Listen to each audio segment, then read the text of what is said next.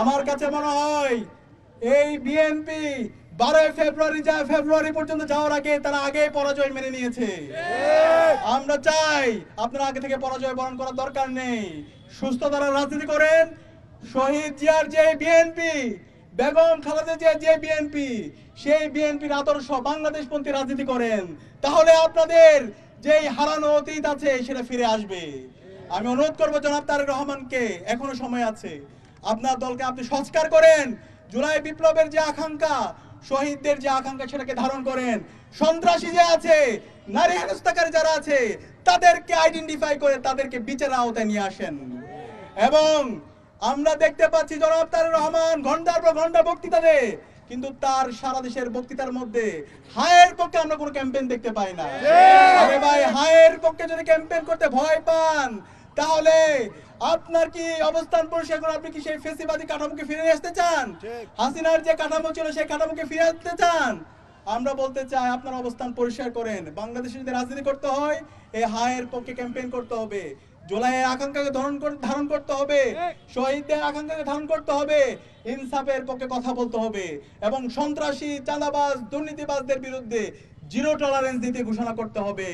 আমরা আজকে দেখতে পেয়েছি শেরপুরের মধ্যে এই বিএনপির সন্ত্রাসীরা হামলা করে জামাতের রেজাউল ভাইকে হত্যা করেছে, এবং একই সাথে এখন পর্যন্ত 10 জন মুমূর্ষু অবস্থায় আছে, প্রায় 100 এর অধিক।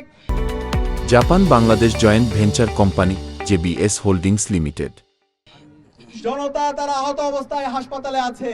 আমরা কোয়েশ্চেন করতে চাই নির্বাচন কমিশনকে, আপনারা কি করেছেন যখন এই প্রার্থীদের উপর হামলা হচ্ছে, জনগণের উপর হামলা করছে, রাজনৈতিক দলগুলোর উপর হামলা হচ্ছে, তখন এই আইন শৃঙ্খলা বাহিনীকে আমরা পালাতে দেখেছি। আপনারা যদি এভাবে এই নাগরিকদের নিরাপত্তা নিশ্চিত করতে না পারেন, তাহলে আপনাদের দায়িত্ব নেওয়ার দরকার নেই। আমরা অনুরোধ করবো অন্তর্বর্তীকালীন সরকারকে এবং নির্বাচন কমিশনকে একটি ফ্রি, ফেয়ার, ক্রেডিবল নির্বাচন করার জন্য লেভেল প্লেইং ফিল্ড এনশিওর করতে হবে। এবং যারা সন্ত্রাসী আছে, যারা দুর্নীতিবাজ আছে, যারা চাঁদাবাজ আছে, যারা বাংলাদেশে সেই মাসল পাওয়ার পলিটিক্স ফিরে নিয়ে আসতে চায়, তাদের বিরুদ্ধে ব্যবস্থা গ্রহণ করতে হবে। আর যদি সে জায়গায় ব্যর্থ হয়, তাহলে বাংলাদেশে জুলাইয়ের প্রজন্ম যেভাবে রাজপথে নেমে এসেছিল, তার চাইতে শক্তিশালী ভাবে তারা রাজপথে নেমে আসবে।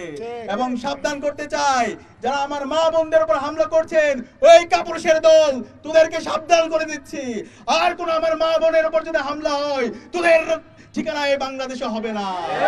আমরা বলতে চাই, এই জুলাই বিপ্লবে খুনি হাসিনা, নিষিদ্ধ ছাত্রলীগ 15 জুলাই আমাদের বোনদের উপর হামলা করেছিল, আমাদের ভাইদের উপর হামলা করেছিল। এই হাসিনার ঠিকানা এই বাংলাদেশে হয় নাই। এই ছাত্র জনতার বিপ্লবের মাধ্যমে হাসিনা এই দেশ থেকে দিল্লিতে পালিয়েছে। আপনারা যদি সেই হাসিনার রাজনীতি করতে চান, সেই সন্ত্রাসের রাজনীতি করতে চান, আমার মা বোনদের উপর হামলা করেন, এভাবে রেজাউল ভাইদের উপর হামলা করেন, তাহলে আপনাদের এই ঠিকানা এই বাংলাদেশে হবে না।